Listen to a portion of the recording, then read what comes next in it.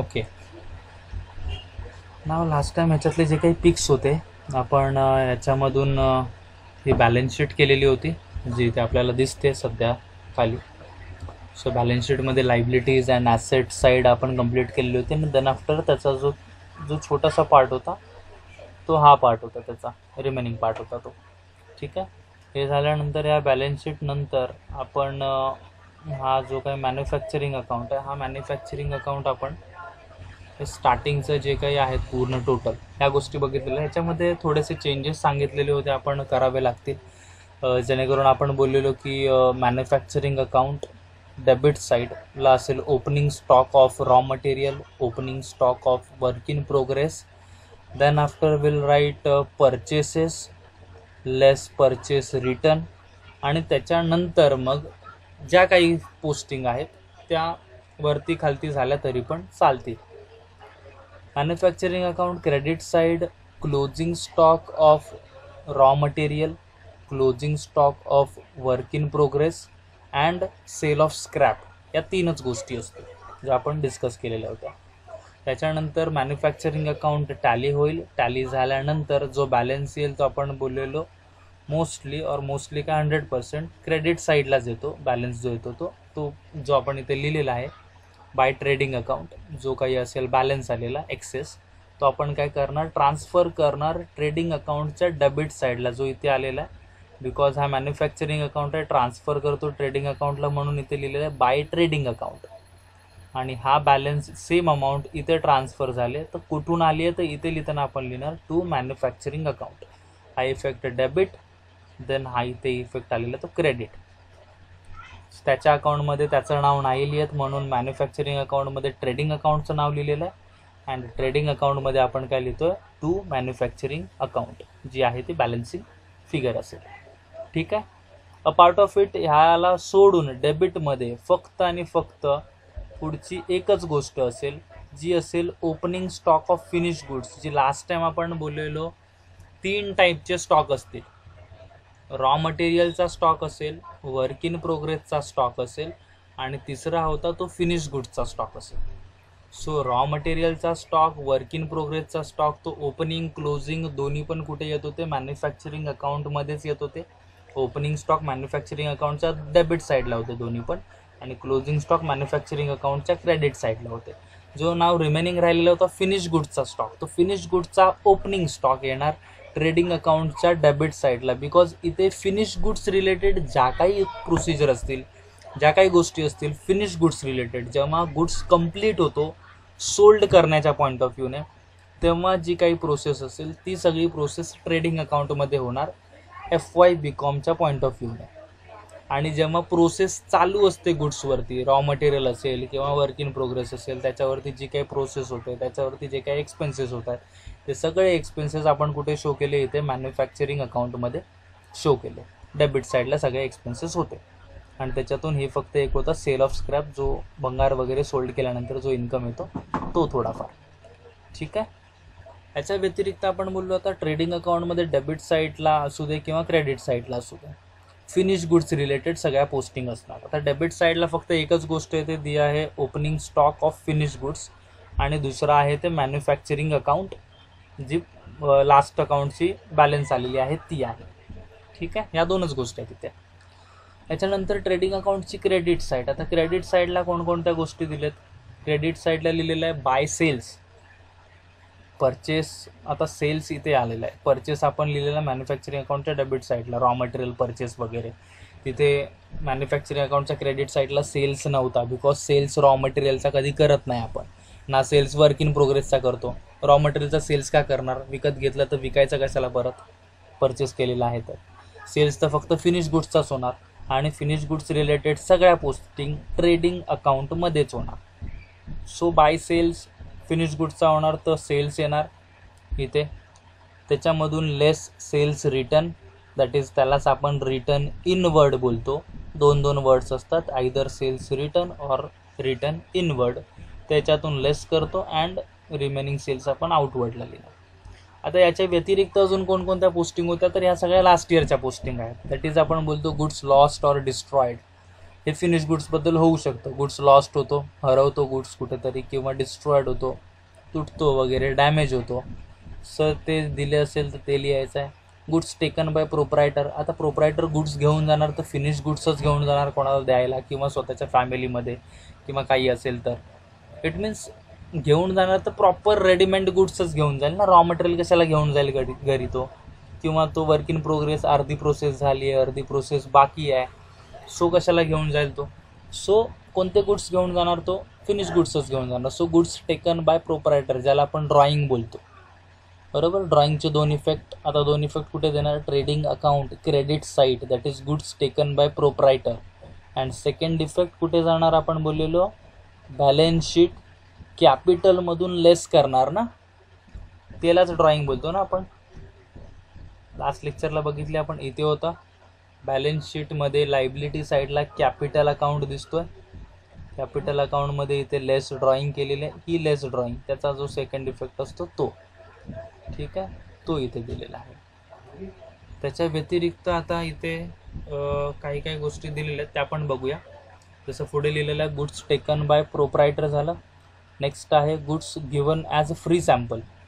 So goods given as a free sample, it means जर आपण free सॅम्पलमध्ये goods देतो आहे, मीन्स त्याला आपण ॲडव्हर्टाइजमेंट पण बोलतो, राईट. फ्री सॅम्पलमध्ये देणं म्हणजे ॲडव्हर्टाइजमेंट देणं, ॲड म्हणून आपण देतो एक जस्ट फ्री सॅम्पल. सो ते फ्री सॅम्पल, याचे पण दोन इफेक्ट आठवत असतील. Trading account credit side, profit and loss account debit side. जे डेबिट साईडला लिहितो आपण त्याला काय बोलतो, profit and loss account debit साईडला येतं त्याला आपण बोलतो बेसिकली ॲडव्हर्टाइजमेंट, ठीक आहे. सो ही ॲडव्हर्टाइजमेंट इथं येईल नॉर्मली तुमची. व्हॉइस येते तुम्हाला परफेक्ट? येस, ओके, ठीक आहे, ठीक आहे. एकच सेकंड, कोणीतरी आलंय वाटतं, जस्ट मी बघतो, चेक करतो.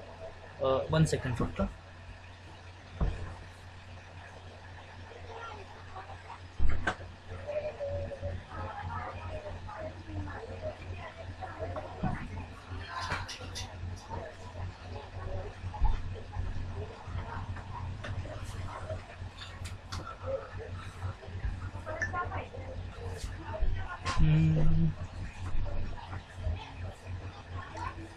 ठीक आहे, स्टार्ट करूया. बघूया काही आहे नेक्स्ट याच्यामध्ये. पुढचा दिलेला आहे, okay, goods taken by proprietor किंवा फ्री गुड्स असेल फ्री सॅम्पल. तर फ्री सॅम्पलमध्ये आपण आता जसं बोललो, तर फ्री सॅम्पलिंगमध्ये पण कोणकोणत्या गोष्टी येतील, ॲडव्हर्टाइजमेंट, ज्याचे दोन इफेक्ट आपल्याला माहीत आहेत. ट्रेडिंग अकाउंट क्रेडिट साईड, जिथे आपण बोलतो goods distributed as a free sample और goods given as a free sample म्हणून आपण लिहितो ते येईल. आणि त्याच्यानंतर सेकंड इफेक्ट आपण लिहितो प्रॉफिट अँड लॉस अकाउंटच्या डेबिट साईडला, तर तो प्रॉफिट अँड लॉस अकाउंटच्या डेबिट साईडला याचा सेकंड इफेक्ट जाईल, ठीक आहे. आणि नंतर आहे तो क्लोजिंग स्टॉक. जसं आपण ओपनिंग स्टॉक ट्रेडिंग अकाउंटच्या डेबिट साईडला लिहिला फिनिश गुड्सचा, तसा क्लोजिंग स्टॉक आपण इथे लिहिणार कुठे, ट्रेडिंग अकाउंटच्या क्रेडिट साईडला क्लोजिंग स्टॉक. तर ह्या पोस्टिंग होतील. नॉर्मल 4 ते 5 पोस्टिंग आहेत क्रेडिट साईडला, त्या पोस्टिंग होतील. आणि त्याच्यानंतर आपण जे रेग्युलर, ॲज अ रेग्युलर आपण जे बोलतो, येस व्हॉइस येतोय, हां. सो ॲज अ रेग्युलर आपल्या ज्या काही पोस्टिंग येतात त्याच्यानंतर, मीन्स आपण जे बोलतो की टॅली करतो आपण ट्रेडिंग अकाउंटला टॅली केल्यानंतर आपण जे बोलतो ग्रॉस प्रॉफिट असेल किंवा ग्रॉस लॉस असेल, तो आपण काय करतो, कॅरेट डाऊन करतो. तिथं आपल्याला रेग्युलर माहिती आहे टॅली करणार आपण ट्रेडिंग अकाउंटला. If that occurs at credit side then gross loss असेल, जर तो डेबिट साईडला येतो तर ग्रॉस प्रॉफिट असेल, आणि तो रिस्पेक्टिवली आपण काय करतो, प्रॉफिट अँड लॉस अकाउंटमध्ये ट्रान्सफर करतो.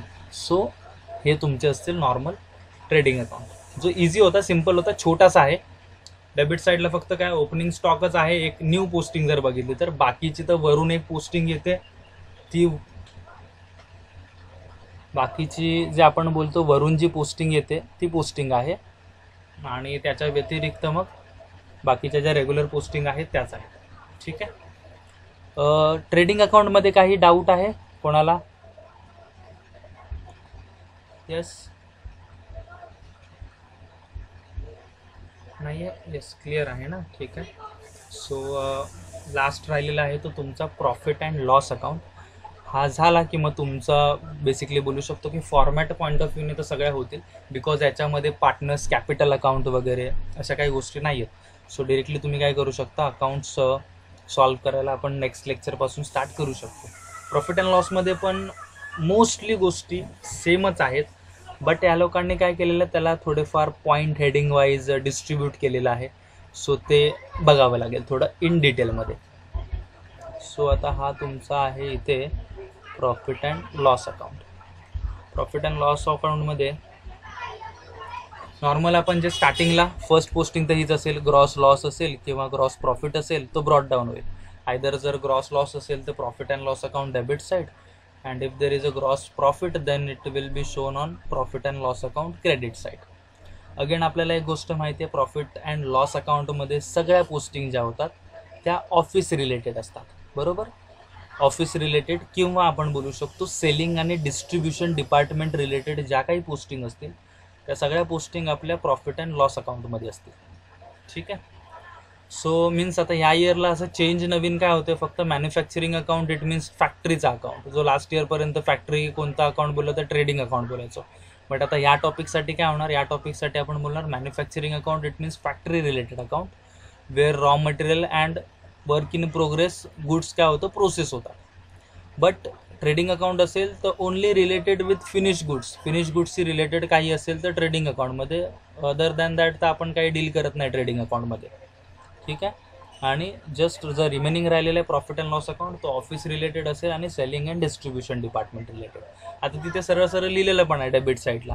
डेबिट साईड आपण बोलतो डेबिट साईड इट मीन्स एक्सपेन्सेसवाली साईड. ऑफिसमध्ये किंवा सेलिंग अँड डिस्ट्रीब्युशन अकाउंटमध्ये जे काही एक्सपेन्सेस होतील that show on debit side of profit and loss account. आता इथे डिरेक्टली लिहिलं पण आहे administrative expenses. Administrative it means office expenses. Office expenses, आता ऑफिस एक्सपेन्सेसमध्ये कोणकोणते एक्सपेन्सेस होतात, आता ऑफिसचा रेंट असेल, ऑफिसचा इन्शुरन्स असेल, ऑफिसचं रिपेअर काढलं तर ह्या गोष्टी नॉर्मली येतील या साईडला. आणि जर त्या लोकांनी मेन्शन केलं नसेल तरी पण आपण असं ट्रीट करतो की ते ऑफिसचंच आहे, बरोबर आहे. इट मीन्स जस्ट रेंट दिलेलं आहे, जस्ट इन्शुरन्स लिहिलेलं आहे, जस्ट रिपेअर्स लिहिलेलं आहे, देन विल कन्सिडर्ड ॲज की ते ऑफिसचंच आहे. Then it will shown on profit and loss account debit side. ते आपण प्रॉफिट अँड लॉस अकाउंटच्या डेबिट साईडला शो करणार. ऑफिसची सॅलरी असेल तर ऑफिसची, फक्त सॅलरी असेल तरी पण ऑफिसचीच असते. जस्ट असं मेंटेन केलं असेल, मेन्शन केलं असेल त्याच्यामध्ये की फॅक्टरीची सॅलरी आहे, then will shown on manufacturing account debit side. ठीक आहे. त्याच्या व्यतिरिक्त आहे postage, telephones, telex etcetera. Means postage and जर काही असेल तर ते सर्व पण जाईल. पोस्टेज अँड टेलिग्राम किंवा टेलिफोन्स वगैरे असेल तर त्या गोष्टी, प्रिंटिंग अँड स्टेशनरी हे सर्व ऑफिसमध्ये होतं, हे आपल्याला माहिती आहे. फीज असेल, फीज मग आता ती लिगल फीज असू दे किंवा ऑडिट फीज असू दे. लिगल फीज इट मीन्स आपण काय बोलतो तिला, लिगल इट मीन्स लॉयरची फी. तर ते लोक असं पण बोलू शकतात legal fee or lawyer fee. Audit fee कोणाला देतात, ऑडिट फी आपण बेसिकली देतो चार्टर्ड अकाउंटंटला. आता चार्टर्ड अकाउंटंट कुठे येणार, ऑफिसमध्येच येणार, तर त्याला तो फॅक्टरीमध्ये तर नाही जाणार, सो ऑफिसमध्येच येणार, तर त्याची फीज पण ऑफिसवालेच देणार. लिगल फीज इट मीन्स आपण बोलतो लॉयरची फी. लॉयर पण ऑफिसमध्येच येणार, फॅक्टरीमध्ये तर रेअरली कधी गेला तर. इट मीन्स जे काही एक्सपेन्सेस असतील लॉयरचे, लिगल डिपार्टमेंटचे, ते पण काय करणार, ऑफिसच बेअर करणार. That's why it is shown on profit and loss account debit side. ठीक आहे. त्याच्यानंतर पुढे दिलेलं आहे फीज, नंतर सन्ड्री और जनरल एक्सपेन्सेस दिलेले आहे. तर सन्ड्री और जनरल एक्सपेन्सेसमध्ये कोणकोणत्या गोष्टी येतील, मीन्स नॉर्मल एक्सपेन्सेस असतात ना, छोटे मोठे खर्च. सन्ड्री, जनरल, छोटे मोठे एक्सपेन्सेस असतील ऑफिसचे तर त्याला आपण सन्ड्री एक्सपेन्सेस, जनरल एक्सपेन्सेस म्हणून आपण ट्रीट करतो. ठीक आहे.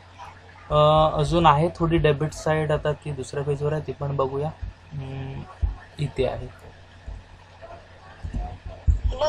येस, हां बोल ना. वेजेस, हां वेजेस पण ह्याच्यामध्ये. आता वेजेस कुठे देणार, वेजेस आपण बोलतो डेली असतात ना वेजेस. तर वेजेस आता आपण मॅन्युफॅक्चरिंग अकाउंट डेबिट साईडलाच लिहिणार आपण. वेजेस ट्रेडिंग अकाउंटमध्ये नाही जाणार. आता वेजेस पण मॅन्युफॅक्चरिंग अकाउंट, बिकॉज फॅक्टरीचा आता कोणता अकाउंट असेल तर तो मॅन्युफॅक्चरिंग अकाउंटच असेल. ठीक आहे, या टॉपिकसाठी तरी, या टॉपिकसाठी तरी. ठीक आहे. सो वेजेस असेल तर तुम्हाला मॅन्युफॅक्चरिंग अकाउंट डेबिट साईडला लिहायचं आहे. परत सॅलरी असेल तर तुम्हाला कुठे लिहायचं आहे, profit and loss account debit side. But ते लोक असं मेन्शन करतात फॅक्टरीची सॅलरी आहे. आता ते लोक बोलतात तर त्यात फॅक्टरीची सॅलरी, मग आता आपण जबरदस्ती नाही करू शकत. आता सांगता तुम्ही फॅक्टरीची आहे तर manufacturing account debit side mention केलं पर्टिक्युलरली, देन मग तिथे टाकायचं. जर काही सांगत नाही आहेत देन ॲज युजल आपण जसं करतो, वेजेस तर manufacturing account, salary then profit and loss account debit side, त्या वेमध्ये आपण जाणार. ठीक आहे. जसं आपण बोलतो रेंट, इन्शुरन्स वगैरे, ह्याच्यासमोर काही मेन्शन केलेलं नाही आहे कोणतं रेंट आहे, ऑफिसचं रेंट आहे की फॅक्टरीचं रेंट आहे, देन विल ट्रीट ॲज ऑफिसचं रेंट करतो ना, ट्रीट आपण त्याला, मग ते profit and loss account debit side. जर ट्रीट असं डिरेक्टली त्यांनी सांगितलं असेल फॅक्टरीचं आहे तर फॅक्टरीमध्ये, ऑफिसचं आहे तर ऑफिसमध्ये, त्या वेमध्ये. ठीक आहे. अजून काही डाऊट कोणाला विचारायचं आहे असं? सो हे जे आता झाले थोडेफार ते होते ऑफिस रिलेटेड. ठीक आहे. आणि आत्ता जे आहेत करणारं ते आता दिलेले इथे ते सेलिंग अँड डिस्ट्रीब्युशन रिलेटेड. हे जे इथे मेन्शन केले, selling and distribution means sale करताना जे काही एक्सपेन्सेस होतील ते एक्सपेन्सेस सर्वच्या सर्व कुठे येणार, ऑफिसमध्ये येणार. आता सेल्स करताना इट मीन्स आता सेल्स कुठून होणार, फॅक्टरीमध्ये डिरेक्टली प्रोडक्ट आपण सोल्ड नाही करत ना, फॅक्टरीमधून आधी ऑफिसमध्ये येणार तो प्रोडक्ट, मग तो ऑफिसमधून काय करणार आपण, विकणार. बरोबर. मग आता सेलिंग आणि डिस्ट्रीब्युशन म्हणजे सेल करताना जे काही एक्सपेन्सेस येतील ते पण कोण देणार, ऑफिसवालेच देणार. मग आता कोणते कोणते असतील ते एक्सपेन्सेस, तर आता ते लिहिले सेल्समॅनची सॅलरी, सेल्समॅनची जी काही सॅलरी असेल ती ऑफिसवाले बेअर करतील. सेल्समॅनचा कमिशन असेल वेगळा, जर जास्त सोल्ड केलं तर एक्स्ट्रा काहीतरी त्याला भेटणार असेल तर तो कमिशन तो पण ऑफिसवालेच बेअर करतील. त्याच्यानंतर ट्रॅव्हलिंग एक्सपेन्सेस आहेत. ट्रॅव्हलिंग मीन्स तो आता जर त्याच्याकडे व्हेकल वगैरे नसेल गाडी, तो दुसरा काहीतरी ट्रेनने जात असेल किंवा टॅक्सीने जात असेल कुठे ट्रॅव्हल करण्यासाठी एम्प्लॉई, तर त्याचे एक्सपेन्सेस पण ऑफिसवाले देईल. कॅरेज आउटवर्ड, आता याच्यामध्ये पण थोडा कन्फ्युजन असतं. कॅरेज आउटवर्ड बोलला तर फॅक्टरीचे एक्सपेन्सेस नाही आहे ते. कॅरेज आउटवर्ड इट मीन्स ऑफिसमधून गुड्स सोल्ड करतो तेव्हा सोल्ड करताना जे काही कॅरेज इट मीन्स जे सामान नेण्यासाठी जो काही खर्च होतो त्याला आपण कॅरेज आउटवर्ड बोलतो. आउटवर्ड इट मीन्स बाहेर जाताना, तो एक गुड्स बाहेर जाताना जे काही एक्सपेन्सेस होतील ते कॅरेज आउटवर्ड.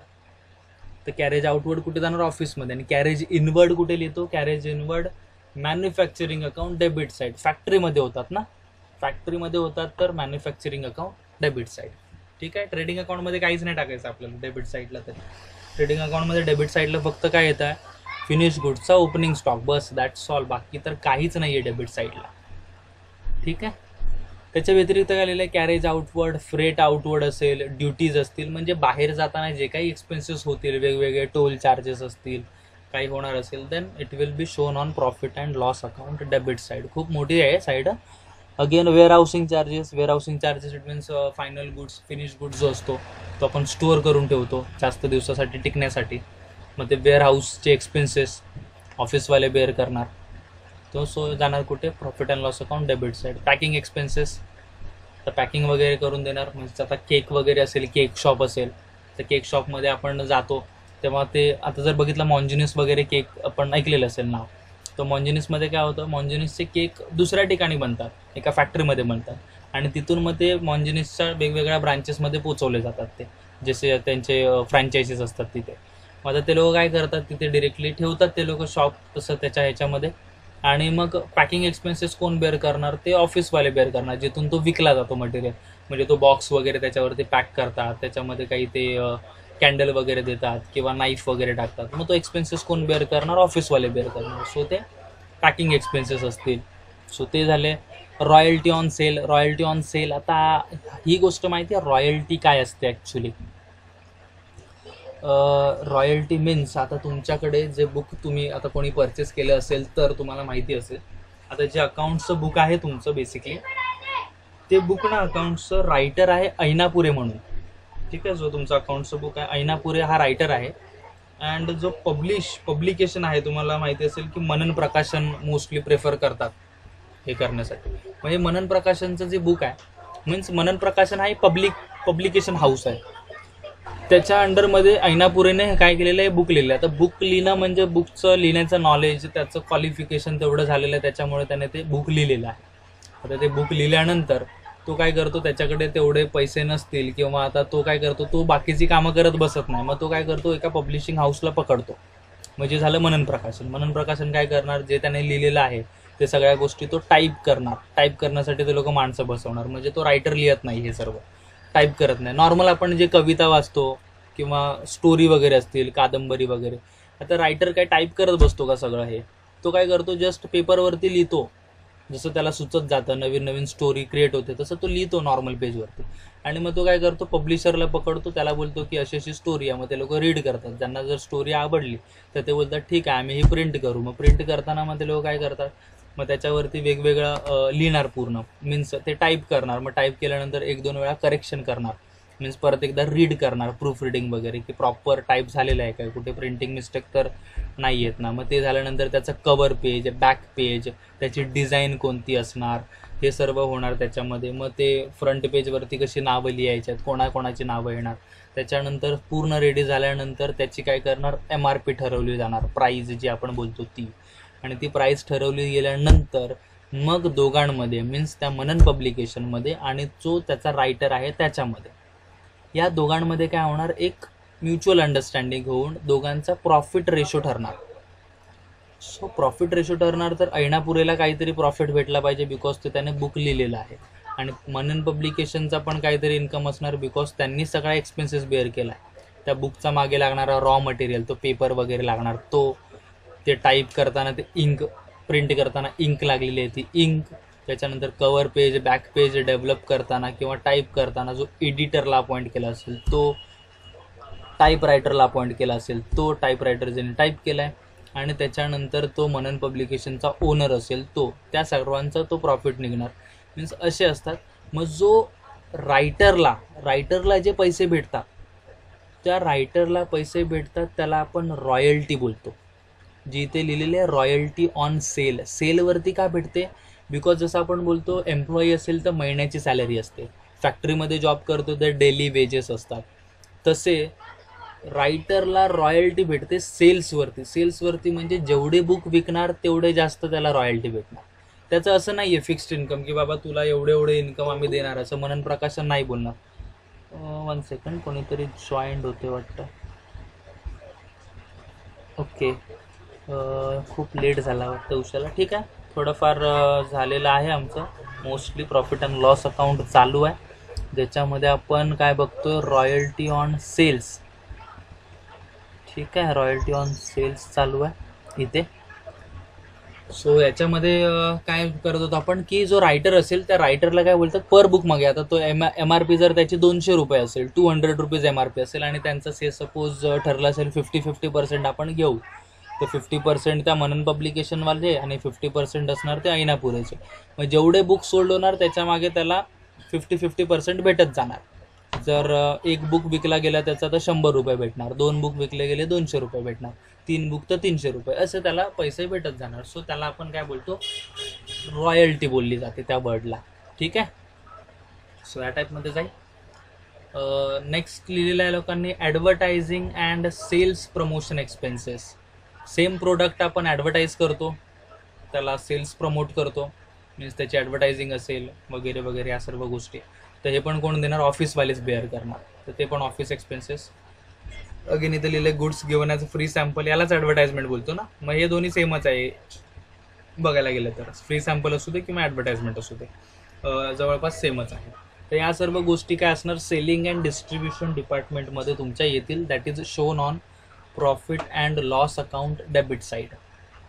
ठीक आहे, इथेपर्यंत काही डाऊट, सेलिंग अँड डिस्ट्रीब्युशनमध्ये किंवा ॲडमिनिस्ट्रेटिव्ह एक्सपेन्सेसमध्ये कुठल्या आयटममध्ये, की प्रॉफिट अँड लॉस अकाउंटच्या डेबिट साईडलाच का जाते, नाही आहे? ओके, ठीक आहे. सो नाव पुढे मूव्ह करूया मीन्स थोडेफार फायनान्शियल एक्सपेन्सेस आहेत, ते फायनान्शियल एक्सपेन्सेस आता बघूया. फायनान्शियल एक्सपेन्सेस म्हणजे बँकमधून काही इन्कम भेटत असेल, काही असे एक्सपेन्सेस असतील, तर ते एक्सपेन्सेस आपण काय करतो इथे लिहितो. जसे आता प्रॉफिट अँड लॉस अकाउंट आहे, तर इंटरेस्ट, बँकचा इंटरेस्ट आपल्याला कधी कधी कट होतो मीन्स SMS चार्जेस असतात त्यांचे. नॉर्मल आपला अकाउंट जरी असेल तुमचं कोणाचं बँकमध्ये, तर नॉर्मली कसं होतं, आपण पैसे वगैरे काढतो ना बँकमधून, ATM मधून विड्रॉ करतो, किंवा कधी कधी काय होतं की ते इंटरेस्ट रेट चेंज झाला असेल तर ते लोक सांगतात, किंवा एखादी आपली FD वगैरे असेल बँकमध्ये, फिक्स डिपॉझिट आपण बनवलं असेल, तर ते फिक्स डिपॉझिट जर एक्सपायर होत असेल, मॅच्युअर होत असेल, तर त्यांचा मेसेज येतो की या दिवशी मॅच्युअर होणार आहे. सो ते SMS करत असतात, तर त्यांचे SMS चार्जेस असतात 3 महिन्याचे, किंवा क्वार्टरली बेसिस त्याला आपण बोलतो, किंवा हाफ इयरली किंवा इयरली बेसिसवरती चार्जेस असतात. ते चार्जेस कट केले जातात, इंटरेस्ट, बँक चार्जेस, किंवा डेबिट कार्ड आपण वापरतो त्या डेबिट कार्डचे पण चार्जेस असतात. फ्रीमध्ये ते लोक नाही देत आपल्याला, वर्षाचे 100-200 रुपये काहीतरी त्यांचे फिक्स असतात, तर ते आपले कट होतात बँक अकाउंटमधून डिरेक्टली. सो ते ऑफिसच्या मीन्स कंपनीच्या अकाउंटमधूनच जातात, तर ते ऑफिसवालेच बेअर करतात. So it will shown on profit and loss account debit side.